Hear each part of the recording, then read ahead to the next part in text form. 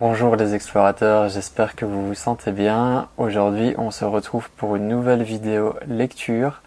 Donc, comme vous avez vu dans le titre, je vais vous parler du livre de Leila Slimani, Dans le jardin de l'ogre.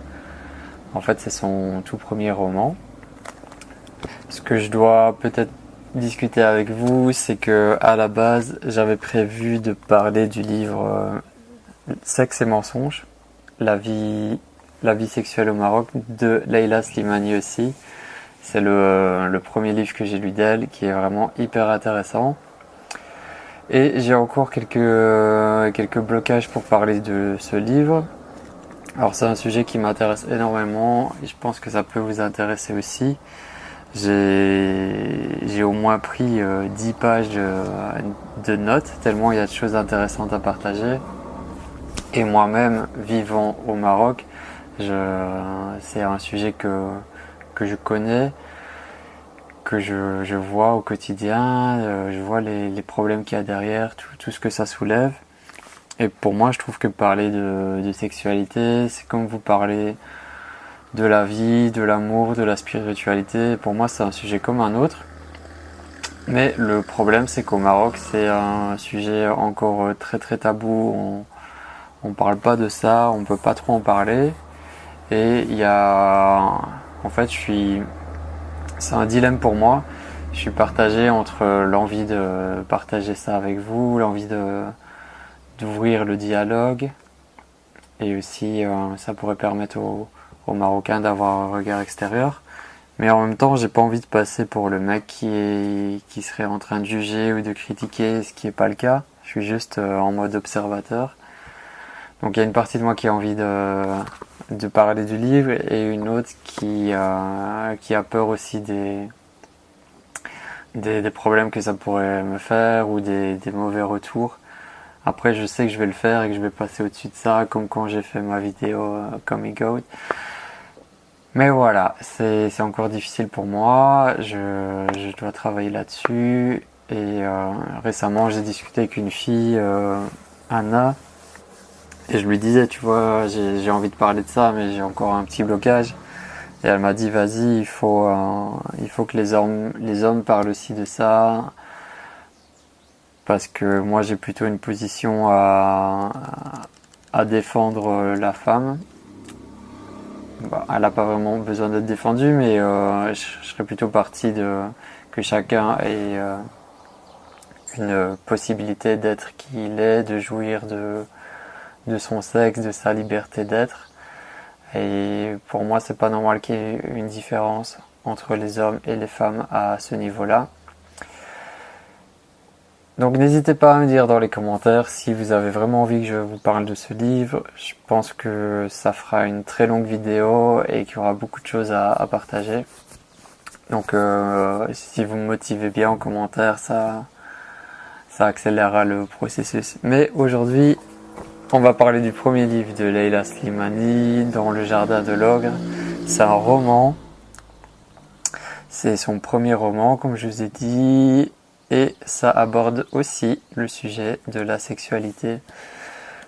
Donc vous allez voir sur ma chaîne, je vous parle souvent de livres à connotation spirituelle, développement personnel, parce que c'est les thèmes que j'aime et que j'aime partager avec vous. Mais c'est pas impossible aussi que des fois je vous parle de romans qui ont a priori rien à voir avec le sujet de la chaîne. Quoique là le thème c'est la sexualité, donc je pense qu'on est quand même dedans. Alors j'ai beaucoup aimé le livre, j'ai beaucoup aimé l'histoire. Je vais pas vous raconter toute l'histoire parce que c'est un roman, je vous invite à le découvrir, mais je vais quand même partager quelques mots sur le livre. Donc l'histoire, on est en fait à Paris et c'est l'histoire de Adèle qui est une femme nymphomane. Donc femme nymphomane, ça veut dire elle a une addiction au sexe, à la sexualité. Elle a toujours besoin d'avoir des rapports avec des hommes, avec plusieurs hommes. Mais le problème, c'est qu'elle est mariée, qu'elle a un petit garçon, donc elle est un peu obligée, malgré elle, de mener une double vie. Donc elle n'aime pas non plus son métier. Elle travaille comme journaliste à Paris. Elle n'aime pas trop son métier.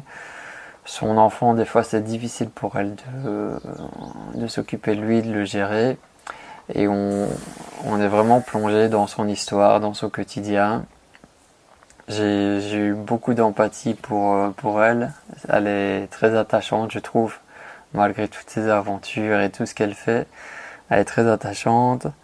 Donc le livre, ça va être ça. On est plongé dans son quotidien, dans ses aventures, ses rencontres avec les hommes, le fait qu'elle doit tout cacher à son mari, mener une double vie. C'est vraiment très très intéressant et ça soulève pas mal de questions, notamment sur les addictions. Donc là, c'est l'addiction au sexe qui est traitée, mais ça peut être beaucoup d'autres addictions. L'humain est, je trouve qu'il est il tombe facilement dans le piège des addictions. Moi-même, je suis tombé dedans.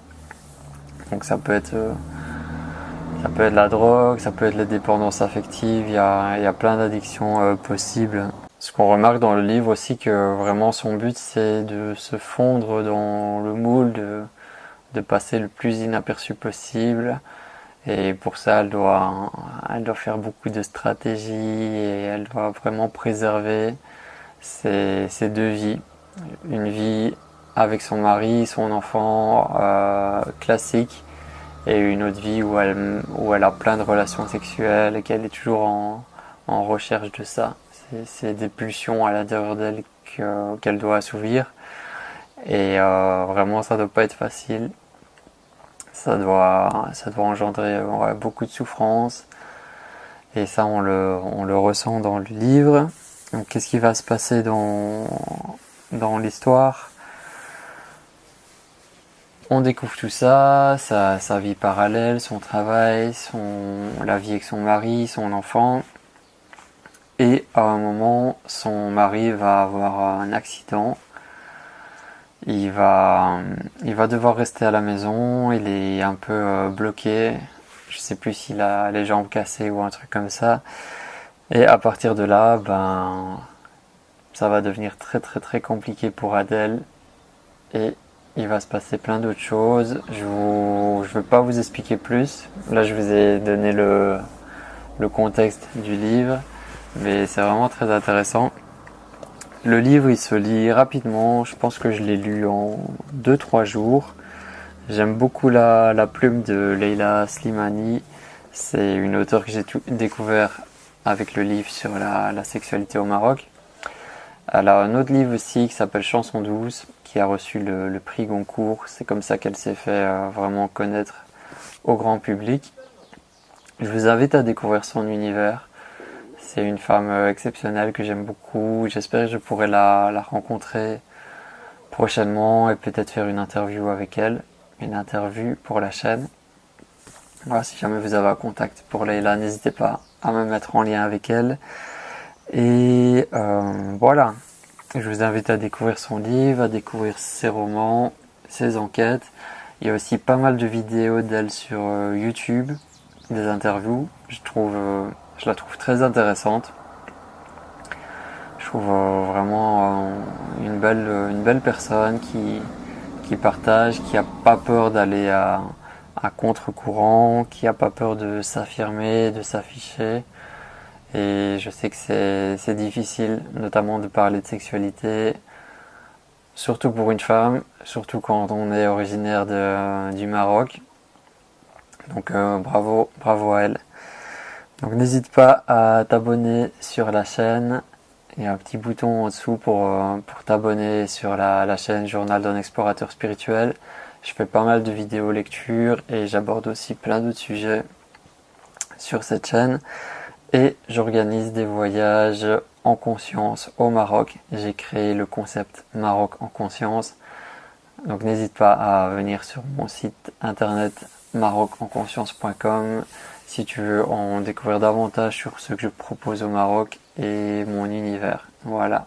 On se retrouve très bientôt pour d'autres vidéos. Merci d'avoir suivi cette vidéo jusqu'au bout.